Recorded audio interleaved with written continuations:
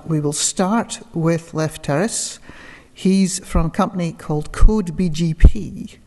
And I have to say, I really hope that this company succeeds, because one of the problems that I was concerned about when at Cisco, and I felt I didn't manage to do enough there to actually fix it, was that there are very, very, very few people in the world who know enough about BGP, who are prepared to continue knowing enough about BGP as it evolves and changes, to keep the global networks up. And to a certain extent, things have improved because people like Google and AWS and Microsoft are paying people who work for them very well to keep the networks up and continue developing BGP. But for everybody else, and we need the infrastructure to be able to support everybody else too, otherwise the whole thing gradually comes to a global screeching grind of big companies only.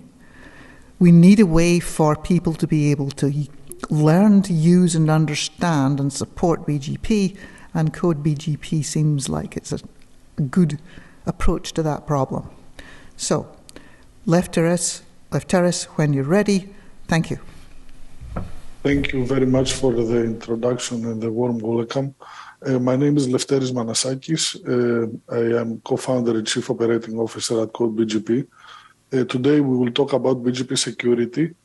We'll discuss about different types of events that are security related when it comes to BGP and how we classify them.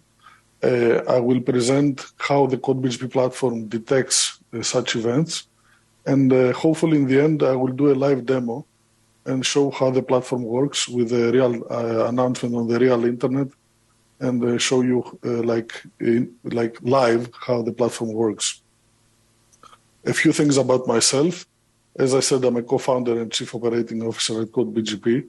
I'm a network engineer more than 20 years now. In 2016, I switched my focus to research. I became a research engineer for the Foundation of Research and Technology in Greece.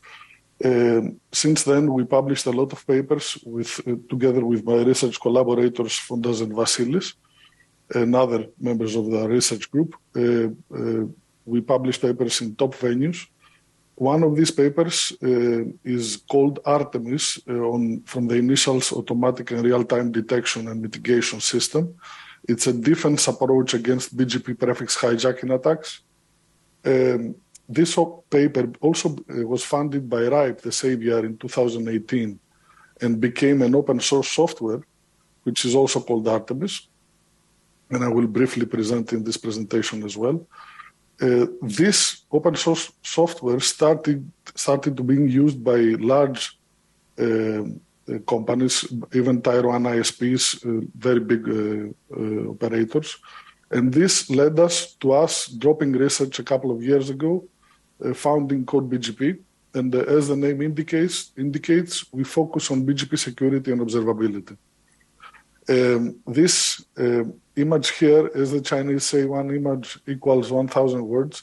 And there is a typical expression that put it on a t-shirt. We have actually printed this specific image in the Code BGP t-shirts that we give to people, because it gives the whole story.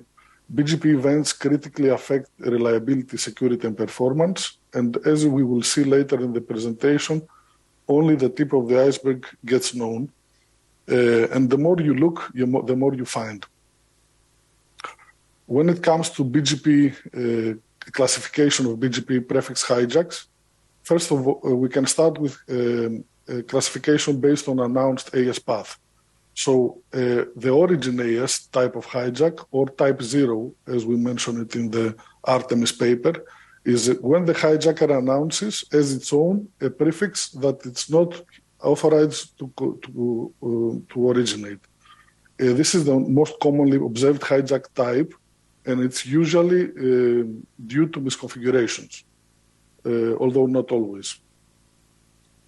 When the hijacker alters the AS path further, the origin, to the first hop neighbor or even further in the AS path, then we call it a type N type of hijack. Type 1 if it's a neighbor, type 2 if it's right after in the AES path, and so on and so forth. And these types of hijacks are harder to detect, much harder to detect. When we classify hijacks based on affected prefix, in the exact prefix hijacking scenario, due to the shortest AES paths that BGP is based on, the neighborhood of the hijacker only will be affected and not the entire internet. Whereas in the case of sub-prefix hijacking, since, as we say in routing, the golden rule of routing is that the most specific prefix always wins, basically a sub-prefix hijack equals a denier of service attack because all the traffic will be forwarded to the hijacker. Squatting is a different type of attack when somebody is announcing prefixes that you are not currently announcing, that you have parked, in essence. This currently is not so common for IPv4 since we are all using IPv4 prefixes. It's more common for IPv6, but there are notable exceptions, like, for example, the Department of Defense. I'm pretty sure everybody has heard about this. For a comprehensive prefix hijack taxonomy, you can please check the ARTEMIS paper. There is a link in the presentation that I have shared. When it comes to route leaks, we can talk a lot for hours, I would say, about route leaks. The definition of a route leak is the propagation of routing announcements beyond their intended scope.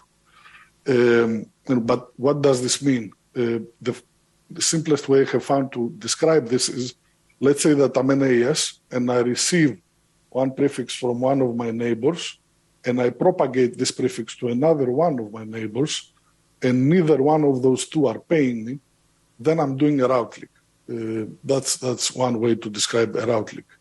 And why do we care is another question. Why would we care? Because, you know, I'm propagating traffic I shouldn't. I should be paid for it. I do the mistake.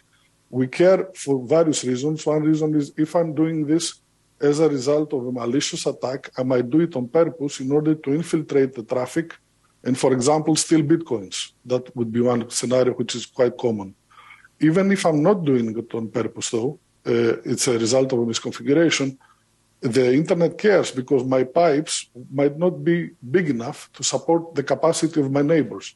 So might cause degradation of performance or even outages.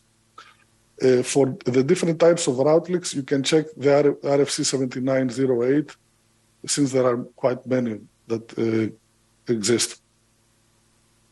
Now, when it comes to challenges of hijack and route leak detection, there are quite many. I have put some bullets here, indicative. One of them is speed. If I detect an event after minutes or even hours after it happens, it will be too late.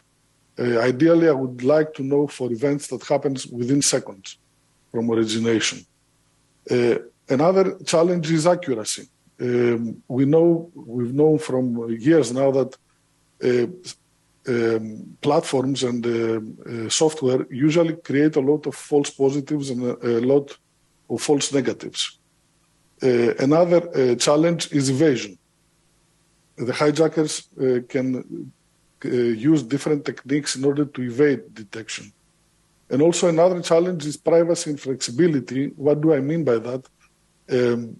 Basically, operators typically do not want to disclose to third parties their policies, their neighbors, their network topology for obvious reasons. So ideally, you would want to keep this stuff in-house. And all these challenges are tackled both from ARTEMIS, from the ARTEMIS open source software, and from the Code BGP platform. Because the speed in both platforms is within seconds.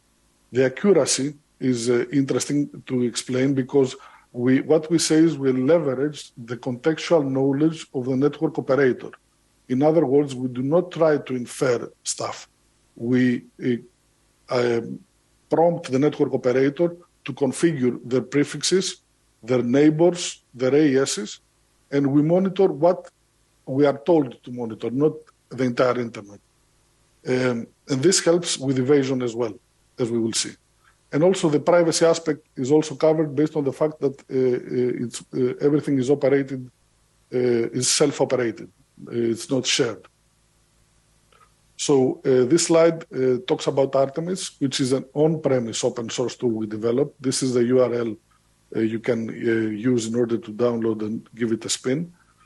We support a community of users as a contribution to the community. We keep supporting ARTEMIS. And ARTEMIS, of course, is a precursor of the Code BGP platform.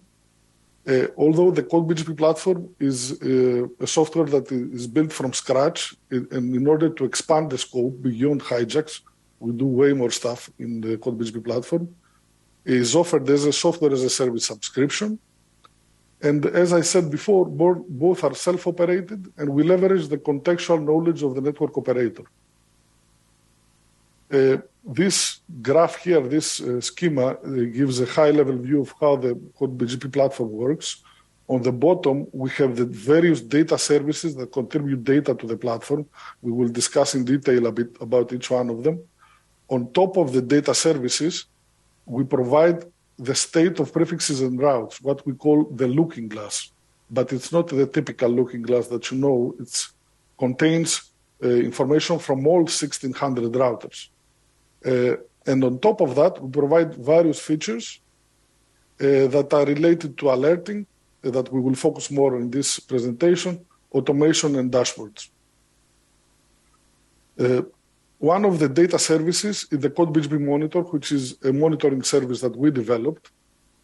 One thing that we are interested in the Code BGP platform throughout, in all our data services, is for each update where we got it from. It's important to know that, for example, this update came from the router in Miami, as an example, or whatever.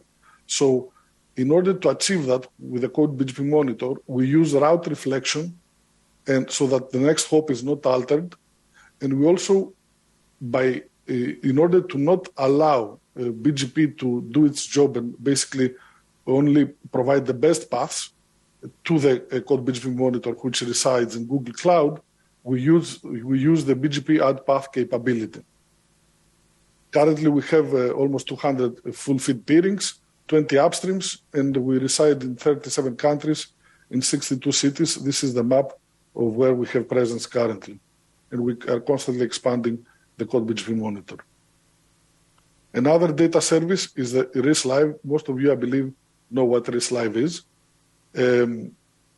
It's a filterable interactive WebSocket and JSON API, and it provides public data. You can tap in and get BGP updates, streaming updates very fast. Another service is your own routers.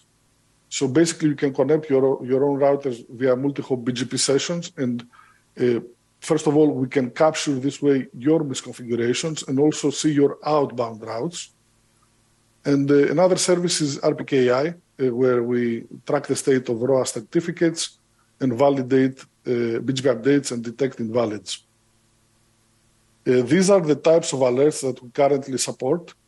If we group them, because I cannot discuss about all of them, it's a very comprehensive list. Different types of hijacks, route leaks, squatting attacks that we mentioned, AES path related alarms and alerts, visibility related alerts when prefix or peering visibility gets lost, RPKI related events, very granular. Everything is very granular. For example, a new neighbor may show up. This is a very distinct example. A new neighbor may show up, but it may not propagate your prefixes. In this case, this is not an attack. The actual attack happens when the neighbor leak hijack scenario takes place, where the new neighbor not only shows up, but also propagates your prefixes. And that's a distinct, different alert in our platform. Alerts related to bogons, and also alerts related to comparing different data sources. The data sources that we mentioned before, we compare them real time and find discrepancies. This is an intro to GraphQL, because we use GraphQL, which is a query language for APIs. It's an API developed by Facebook and open sourced by Facebook that we use. And if I want to highlight a few things about it, one of it is that you can ask exactly the data that you need. So you get back only what you are asked for and not the entire database as it usually happens with REST. And also it supports subscriptions. These are the two features I would highlight about GraphQL. And the subscriptions are important because are a feature that allows a server to send data to its clients when a specific event happens. In other words, it's event-driven architecture. So it opens up a WebSocket and long-lived connection. And every time this particular event happens that we have configured, the server uses the connection to push the data to the subscribed clients. In other words, instead of having to query the database every 5 seconds, which is the typical scenario, do you have data, which is not efficient and not fast, by using GraphQL subscription, you can do that on an event-driven basis. This I will show live how you can insert alert rules using the UI. And this is how the code for an alert looks like in GraphQL code. I will not focus too much on it because it's too technical, I believe. Now, in the Code BGP public instance that you can use by visiting our webpage, codebgp.com, and click on Try It and sign up, you will get access to the Code BGP platform that we provide for free for demo purposes. We monitor the root DNS servers, which are, everybody knows, I believe, what the root DNS servers are. Why we monitor them? Because they are critical internet infrastructure and because these prefixes are heavily anycasted. And any type of anomaly, I would assume that would go largely unnoticed due to their limited impact on the data plane. Since these prefixes are so heavily anycasted, even if a hijack takes place, nobody will notice. I thought in the beginning, that's why we started monitoring these prefixes. And we happened to be correct because in the last couple of months, we have found a lot of events taking place. I wouldn't say a lot, 3 events in particular. I will present 2 of them in this presentation. This is a slide that describes how you can get access to the public demo of the platform for free.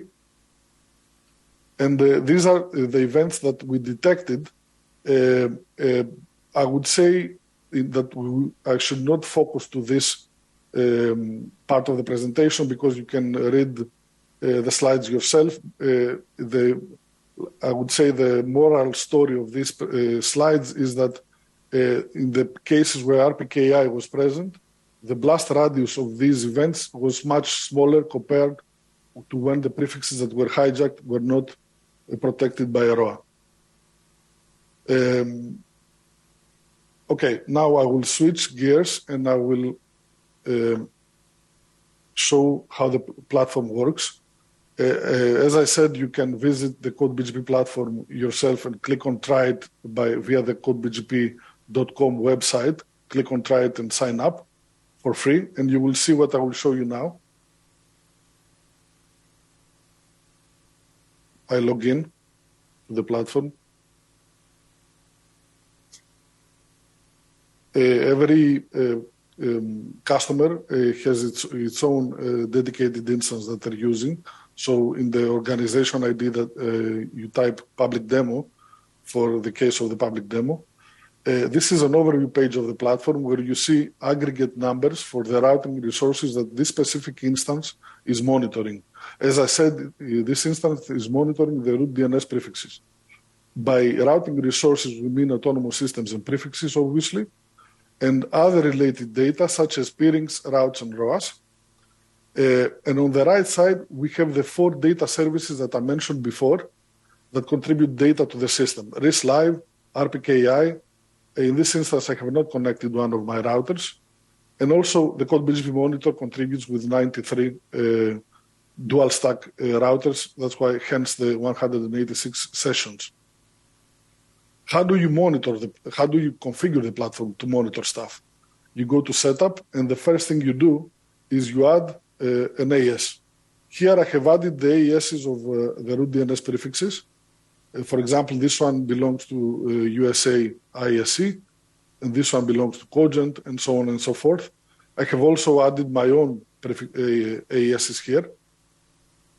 And in order to add an AES, it's very simple. You click on Add AES, and you type the number that you want to monitor. When you type and add an AES, this AES in particular is the Foundation of Research and Technology in Greece, which is our affiliate institute. When you add an AES, what happens is that the platform intercepts all the BGP updates that contain this AES as origin and store the related routes and prefixes in the database. The thing is that if we only monitor origin AES, origin announcements, we wouldn't be able to detect hijackers, right? You need to monitor the prefixes themselves. So how do you do that? Having previously added an AES, you can click on Add Prefix Filter and either manually type the prefixes that you want to monitor in a CIDR format, or select the AES that you added before. The system will provide all the prefixes that it sees from all the sources that I mentioned before. So you can select and add them. And now you monitor the prefixes and the subprefixes of these prefixes, regardless of who's originating them. I have added here the root DNS prefixes and some of my own prefixes, and now I also added the Foundation of Research prefixes that I will remove after the presentation. Actually, I can do it right now. I can show you how easy it is to delete an AES. You can just click it and remove it from the configuration. When it comes to what we do, as we say, we present the current state of your routing resources in what I call the looking glass. And here, for example, are the prefixes that this instance is currently monitoring, 104. And for each prefix, we provide information. This is the prefixes table, information for the origin AES, who's originating. This is the University of Maryland, one of the root DNS operators. The data sources that have currently seen this specific prefix. And here we give a notion of visibility, how visible this prefix is compared to all the monitors that would have possibly seen this prefix, given the fact that this is a V4 prefix. And under each resource, we gather the sources that provide the data. For example, for the 262 sources that for this specific prefix, some of them, let's see how many, belong to the Code BGP Monitor, 91. The rest belong to RIS. So under each resource, we gather the sources for each resource. And in the routes, which is the heart of the platform, we give a combination of prefix, origin, neighbor, AES path, status of RPKI, and timestamp for the last update. And now, because my time is running out, I will switch gears and go to another instance. I will go to the demo instance just to do the announcement that I mentioned before. I will create an alert. This is the demo instance, again, that I use for demo purposes. I will go here to the alert rules. Here are all the alerts that we support. And how do you create an alert? For example, I want to create an exact prefix hijack. I will name it exact prefix hijack, for example, for AES 50414, which is my own AES. I will select my own AES. The system will bring me all the prefixes that I'm currently announcing, but I will tinker with this specific configuration and add another one of my AESs. This is also my own AES, just to create the alert. So I will not do a real hijack. I will just do an announcement and edit the configuration of the alert in order to trigger. I will type my email here. Let me type it correctly, though.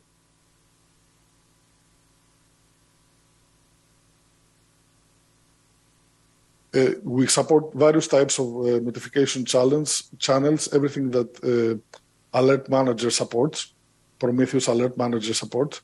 So this specific prefix, I will announce, and I have it in the rule as if it should be announced by 505414, although it's not in reality, just to create the alert.